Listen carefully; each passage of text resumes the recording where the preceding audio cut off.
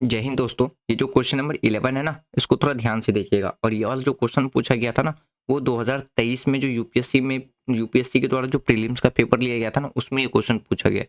Question में आपको बताना है कि कौन सा स्टेटमेंट करेक्ट है। तो क्वेश्चन ना आपको दो क्वेश्चन में दो स्टेटमेंट दिए गए हैं।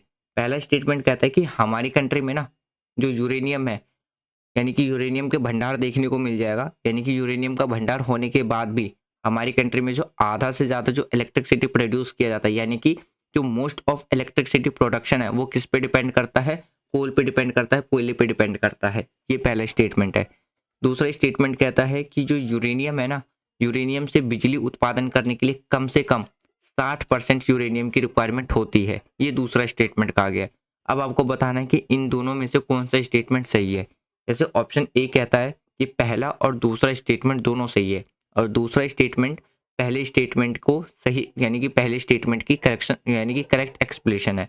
दूसरा स्टेटमेंट कहता है कि पहला और दूसरा स्टेटमेंट दोनों सही है, बट दूसरा जो स्टेटमेंट है ना, वो पहले स्टेटमेंट की करेक्ट एक्सप्लेनेशन नहीं करता है। तीसरा ऑप्शन कहा गया है कि पहला स्टेटमेंट सही है, दूसरा गलत है। चौथा ऑप्शन कहा गया है कि पहला गलत है, यानी कि पहला स्टेटमेंट गलत है और दूसरा स्टेटमेंट सही है। अब आपको बताना है कि इनमें से कौन सा राइट आंसर होगा।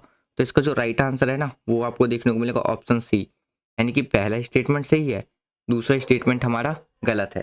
देखिए, पहला स्टेटमेंट हमारा इसलिए सही है क्योंकि अगर हम यूरेनियम की बात करें ना, वो हमारी कंट्री में यूरेनियम के कुछ भंडार आपको देखने को मिलेंगे।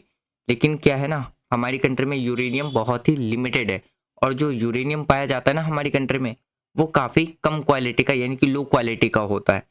तो इसीलिए जो हमारी कंट्री में जो मेजर प्रोडक्शंस होता है ना इलेक्ट्रिसिटी का, वो कितना देखने को मिलेगा, मतलब कि इलेक्ट्रिसिटी प्रोडक्शंस वो कोयले पे डिपेंड है।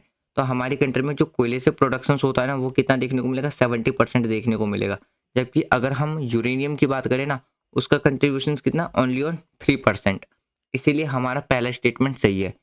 देखिए, दूसरा स्टेटमेंट हमारा इसलिए गलत है क्योंकि बिजली उत्पादन के लिए ना यूरेनियम की जो रिक्वायरमेंट होती है वो सिर्फ और सिर्फ 3 से 5% होती है, ना कि 60%। इसलिए हमारा दूसरा स्टेटमेंट गलत है। जो 60% या 60% से ज़्यादा जो यूरेनियम की रिक्वायरमेंट होती है ना, वो किस लिए होती है? जब हम रिसर्च की बात करते हैं, यानी कि रिसर्च पर्पस पे जो स्पेशलाइज्ड है रिसर्च पर्पस, या हम मिलिट्री पर्पस की बात करें ना, तो उसमें हमें 60% से ज़्यादा यूरेनियम की रिक्वायरमेंट होती है। खास करके देखिए, मिलिट्री में अगर हम बात करें तो किस लिए, वहाँ पे जो न्यूक्लियर वेपन्स बनाए जाते हैं ना, तो उसके लिए।